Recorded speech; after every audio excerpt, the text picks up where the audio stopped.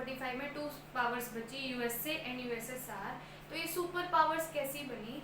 तो देखो, जो सुपर पावर हैं उनके साथ उनके अलाइज जुड़ जाते हैं तो पावर डबल हो जाती है। मतलब जो बाकी कंट्रीज रह गई उन्होंने सुपर पावर के साथ अलाइज बनाए, ठीक है। तो उन्होंने अलाइज क्यों बनाए? अब मतलब ऐसा थोड़ी ना है कि सुपर पावर बोलेंगे और वो अलाइज बना लेंगे। कुछ फ़ायदा तो मतलब स्टेट्स को भी होता होगा और अलाइज को भी होता होगा जो वो सुपर पावर के साथ अपना अलाइंस बना रहे हैं। तो सुपर पावर के साथ अलाइंस बनाने के बहुत सारे बेनिफिट्स होते थे जो अलाइंस को मिलते थे, स्मॉल स्टेट्स को मिलते थे। तो इस तरह से कुछ अलाइंस यूएसए के साथ हो गए, कुछ यूएसएसआर के साथ हो गए, और जो कंट्री है वो 2 कैंप्स में डिवाइड हो गया। कंट्री मतलब वर्ल्ड है वो 2 कैंप्स में डिवाइड हो गया, western alliance and eastern alliance. सबसे पहले यूरोप डिवाइड हुआ। जो यूरोप है उसका वेस्ट साइड वेस्टर्न अलायंस में ऐड हुआ, और जो ईस्टर्न साइड है, ईस्टर्न इधर वाली, वो ईस्टर्न अलायंस में ऐड हो गया। तो सबसे पहले डिवाइड किसका हुआ? यूरोप का। देन नेटो अप्रैल 1948। तो जो वेस्टर्न अलायंस है उसने क्या बनाया? नेटो बनाया, नॉर्थ एटलांटिक ट्रीटी ऑर्गेनाइजेशन। एक ऑर्गेनाइजेशन बनाई जिसको क्या बोलते हैं? NATO, North Atlantic Treaty Organization. ये वेस्टर्न अलायंस का एक ऑर्गेनाइजेशन था। मतलब इसमें क्या बोलते हैं, this is an association of 12 states. 12 states का ये एक एसोसिएशन था, और ये कब बना था? अप्रैल 1948 में। और इसका मकसद क्या था? ये देखो, एसोसिएशन ऑफ 12 स्टेट्स था। तो नेटो का कहना था कि ये जो भी 12 स्टेट्स हैं यूरोप और नॉर्थ अमेरिका में, ये 12 स्टेट्स मेनली कहाँ से बिलोंग करती थी? यूरोप से और नॉर्थ अमेरिका से, मतलब वेस्टर्न यूरोप से और नॉर्थ अमेरिका से। तो नेटो ऑर्गेनाइजेशन का ये कहना था कि अगर इन 12 स्टेट में से किसी एक पे भी अटैक हुआ तो मतलब वेस्टर्न अलायंस पे पूरा अटैक है और उसका बदला लिया जाएगा। मतलब एक भी कंट्री पे अटैक हुआ, मान लो ईस्टर्न अलायंस है जो इसके एक अलायंस पे अटैक कर देता है, तो ये बोलता है अगर एक भी अटैक हुआ हमारे अलायंस में से किसी भी कंट्री पे, तो ये मतलब पूरे अलायंस पे अटैक माना जाएगा और उसका बदला भी लिया जाएगा। देन आता है ईस्टर्न अलायंस। ईस्टर्न अलायंस में सबसे पहले ईस्टर्न यूरोप ऐड हुआ, और इन्होंने एक वार्सा पैक्ट साइन किया 1955 में टू काउंटर नेटो फोर्सेस। और इनका एम क्या था कि जो नेटो की फोर्सेस है उनको काउंटर करना। अब आगे कुछ ऐसा हुआ, ये तो कुछ स्टेट्स थी जो अपनी विल से ऐड हुई थी सुपर पावर के साथ, लेकिन कई बार जो सुपर पावर्स हैं वो फोर्स से भी, मतलब धक्के से मतलब डरा धमका के स्टेट्स को फोर्स कर रही थी कि तुम हमारे अलायंस में आओ। तो पहले ये 12 स्टेट्स, पहले मैं क्या करती हूँ, एक बार आपको बुक में मैप पे दिखा देती हूँ कि ये 12 स्टेट्स कौन सी हैं, मतलब थोड़ा आइडिया रह जाएगा। नाम तो याद नहीं होंगे आपको सारे, लेकिन जो भी आइडिया है वो लग जाएगा आपको। और इधर वाली स्टेट्स पे दिखा देती हूँ। लेट्स एक बार बुक पे जाते हैं। सो एक बार हम वेस्टर्न अलायंस की स्टेट्स देख लेते हैं।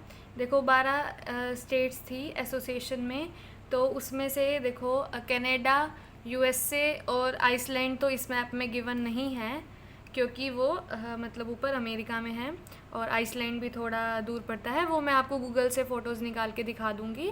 अच्छा, और बाकी जो 3 तो ऊपर हैं ही, और उसके बाद जो 9 बच गई वो इसके अंदर ही दिख रही हैं। सबसे पहले ये देखो, ये नॉर्वे, ये वेस्टर्न अलायंस का पार्ट थी, नॉर्वे।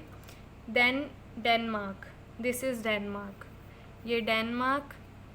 देन नीदरलैंड्स, 3 तो ये हो गई, नॉर्वे, डेनमार्क, नीदरलैंड्स। 6 और बची, बेल्जियम और लुक्सेमबर्ग, बेल्जियम, लुक्सेमबर्ग और ये यूके, ठीक है। 6 यूके ये वाला, ठीक है। तो एक बार दोबारा, नॉर्वे, डेनमार्क, नेदरलैंड, 3 ये, बेल्जियम, लुक्सेमबर्ग और सॉरी ये यूके, 6 ये हो गए। 3 वो हो गए ऊपर, यूएसए, कनाडा और आइसलैंड, और 3 और बचे, तो वो ये रहे Italy, France and Portugal.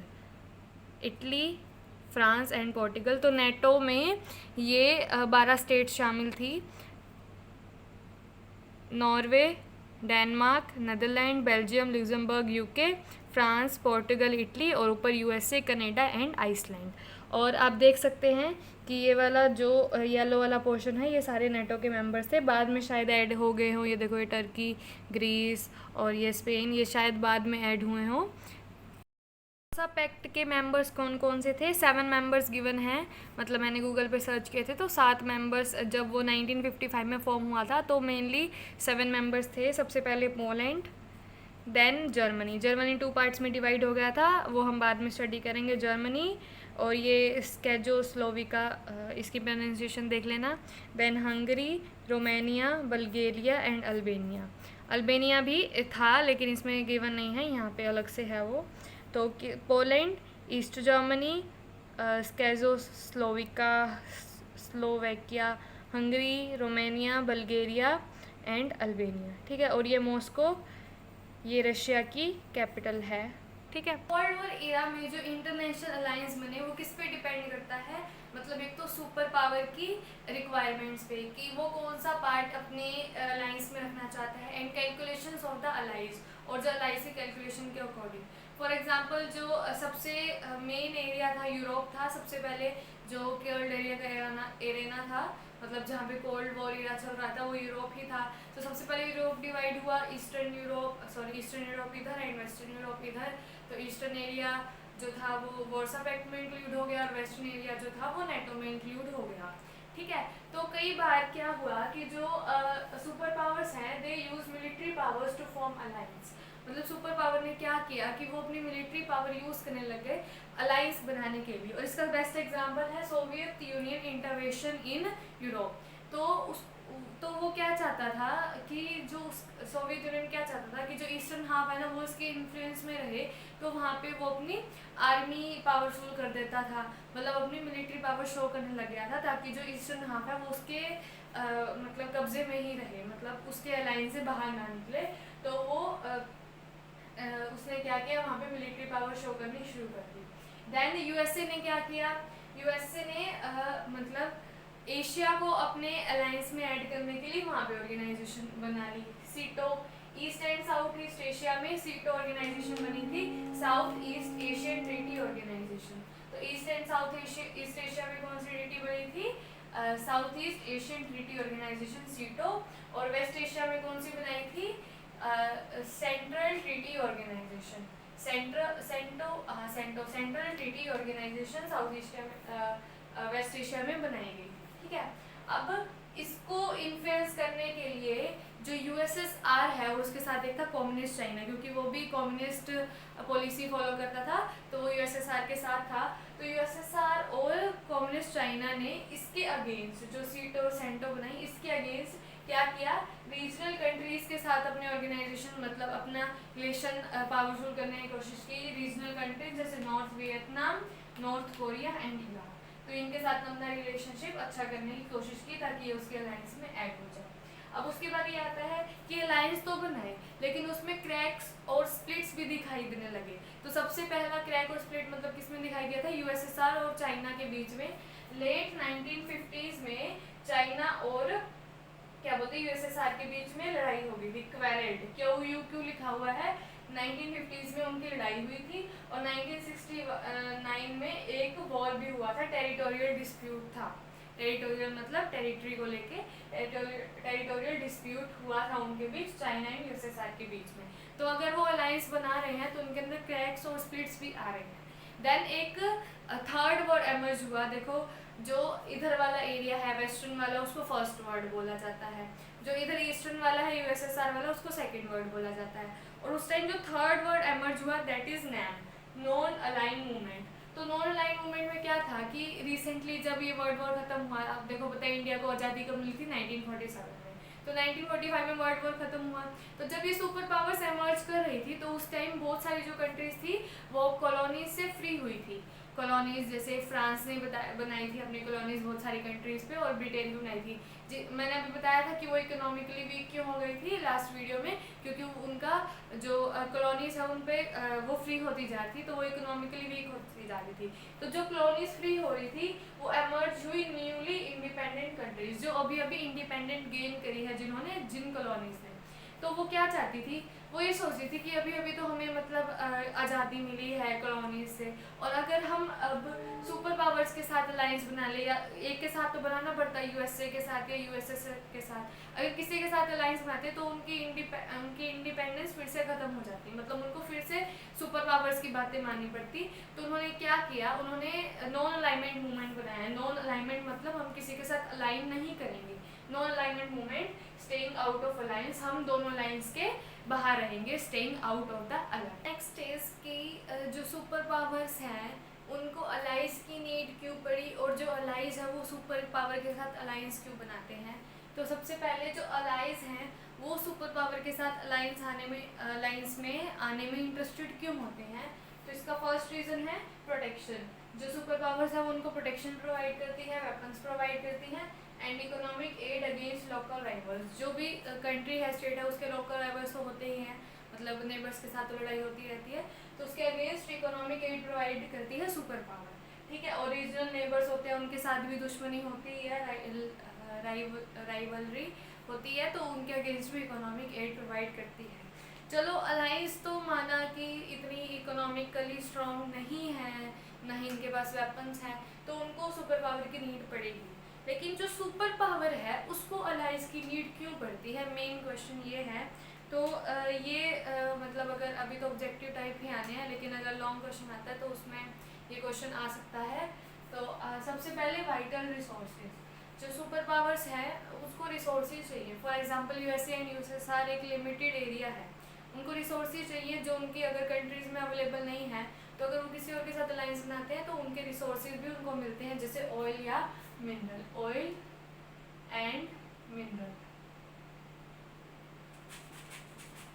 Then territory, उनको टेरिटरी मिलती है, सुपर पावर को टेरिटरी मिलती है। मैंने कहा यूएसए और यूएसएसआर की टेरिटरी तो लिमिटेड है, तो उनको एक्स्ट्रा में क्या मिलती है, टेरिटरी, जहाँ से वो ट्रूप्स और वेपन्स लॉन्च कर सकते हैं अगेंस्ट देयर जो दूसरी सुपर पावर है उसके अगेंस्ट। तो एक टेरिटरी मिल जाती है। देन लोकेशन टू स्पाई, और एक लोकेशन मिल जाती है मतलब ताक-झाक करने की कि दूसरी सुपर पावर में क्या चल रहा है, तो location to spy on second super power.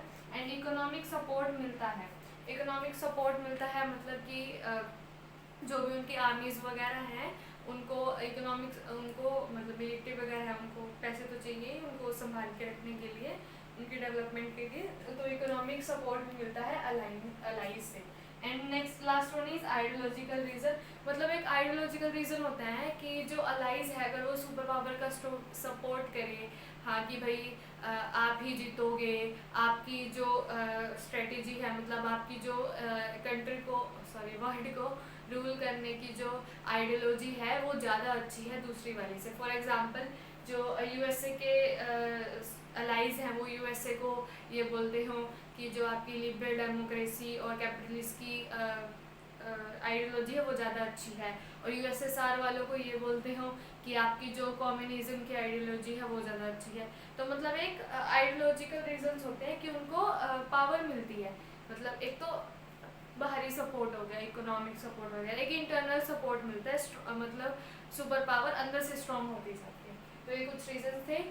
एरेनाज of cold war, arenas मतलब arenas of cold war means areas where crisis and wars occurred. ऐसे एरियाज जहाँ पे क्राइसिस, जैसे क्यूबन मिसाइल क्राइसिस हुआ, या फिर वार हुए, या फिर थ्रेटन टू ऑकर, या फिर मतलब होने वाले थे बिटवीन अलायंस सिस्टम, जो दो अलायंस सिस्टम थे यूएसएसआर का और यूएसए का, उनके बीच में जहाँ पे ऐसे एरियाज जहाँ पे वार होने वाले थे या फिर हो रहे थे, और यहाँ जहाँ पे क्राइसिस हो रहे थे, but did not cross certain limits, लेकिन that did not cross the certain limits, लेकिन उन वार ने, जो भी वार हुए, जहाँ पे भी वार हुए एरियाज में, वहाँ पे लिमिट्स क्रॉस नहीं की गई, मतलब न्यूक्लियर वॉर्स नहीं हुए। तो शूटिंग वॉर कहाँ कहाँ पे हुए थे, वैसे तो क्राइसिस तो क्यूबन मिसाइल क्राइसिस हुआ था, और शूटिंग वॉर कहाँ कहाँ पे हुए थे, कोरिया में 1950 से 1953 तक,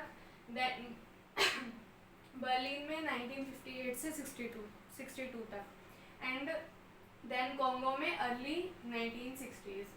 3 शूटिंग वॉर्स एनसीईआरटी में गिवन है, कोरिया में 1950 से 1953, बर्लिन में 1958 से 62, एंड कॉन्गो में अर्ली 1960s में।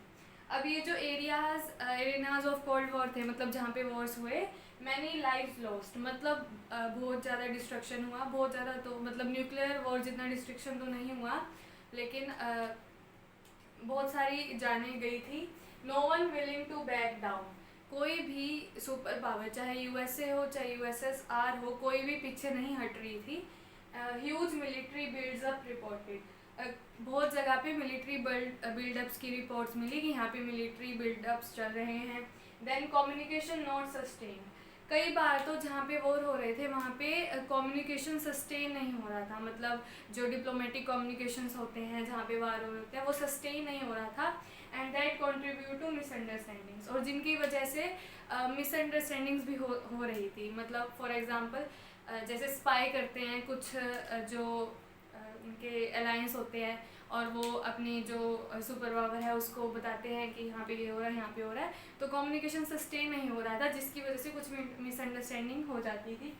But word spared a nuclear war global hostilities, लेकिन ये जो भी वॉर हुआ ये इतने हाई लेवल पे नहीं हुआ कि न्यूक्लियर वार माना जाए, मतलब वर्ल्ड वॉर 3 नहीं हुआ और ग्लोबल हॉस्टिलिटीज होने से रह गई, मतलब ग्लोबल में कुछ और खतरनाक होने से बच गया। जो वॉर हो रहे थे उनमें जो थर्ड वर्ल्ड है उसका भी रोल था, मतलब जो नॉन अलाइंड कंट्रीज हैं उनके लीडर्स, वो भी ये नहीं है कि वो बिल्कुल ही मतलब कि फर्स्ट वर्ल्ड और सेकंड वर्ल्ड के कन्फ्लिक्ट्स में इंटरफेयर ही नहीं करते थे, वो उनके बीच में जो मिसअंडरस्टैंडिंग्स है वो क्लियर करने की ट्राई करते रहते थे ताकि वर्ल्ड वॉर ना हो। तो role of non aligned countries, जो नॉन अलाइंड कंट्रीज थी उसका रोल क्या है, एक तो सबसे पहले जवाहरलाल नेहरू का बहुत बड़ा रोल है कोरियन कन्फ्लिक्ट में, मतलब उसको सॉर्ट आउट करवाने में। And then UN secretary general थे, उन्होंने भी कॉन्गो क्राइसिस में सॉर्ट आउट कराने की ट्राई की थी। War should be avoided by all means, और सुपर पावर्स की रिस्पॉन्सिबिलिटी बनती थी कि war should be avoided by all means, मतलब वॉर हो रहे हैं लेकिन वर्ल्ड वॉर 3 होना वो हमेशा अवॉइड ही करना चाहिए, क्योंकि दोनों को ही पता था लॉजिक ऑफ डेटरेंस का, डिस्ट्रक्शन बहुत ज़्यादा होगा, कौन विनर है पता ही नहीं चल पाएगा। तो ये उनकी रिस्पॉन्सिबिलिटी बनती थी। Behave more responsibly in international affairs, देखो वो सुपर पावर बनने जा रही थी, मतलब उन दोनों में से कोई एक तो रूल करेगा ही, अभी तो दोनों में कॉन्फ्लिक्ट चल रहा था, तो उनको मोर रिस्पॉन्सिबली बिहेव करना था इंटरनेशनल अफेयर्स में। और ये उनकी हमेशा से कोशिश रहती थी कि चाहे कुछ भी हो जाए वर्ल्ड वॉर 3 नहीं होना चाहिए।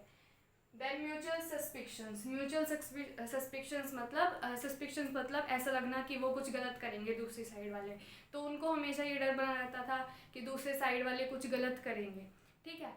मतलब फॉर एग्जांपल अगर वो इंटेंशनली गलत नहीं करते, उनको कैसे पता चलेगा कि वो इंटेंशनली नहीं किया गया, मिसअंडरस्टैंडिंग है या गलती से हो गया। तो फॉर एग्जांपल कि मिसकैलकुलेट नंबर ऑफ वेपन्स, अगर जो एक साइड है वो नंबर ऑफ वेपन्स मिसकैलकुलेट कर ले गलती से, मिसअंडरस्टूड अदर्स इंटेंशन, जो दूसरे की इंटेंशन है उसकी इंटेंशन को मिसअंडरस्टूड कर ले और गुस्से में न्यूक्लियर वॉर स्टार्ट कर दे।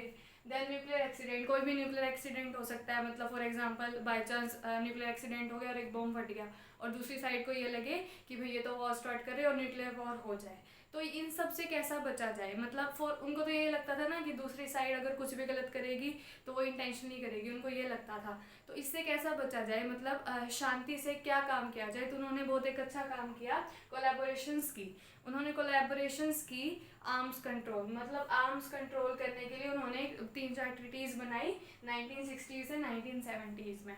तो क्या क्या ट्रीटीज़ बनाई, 3 मेन ट्रीटीज़ थी, लिमिटेड टेस्ट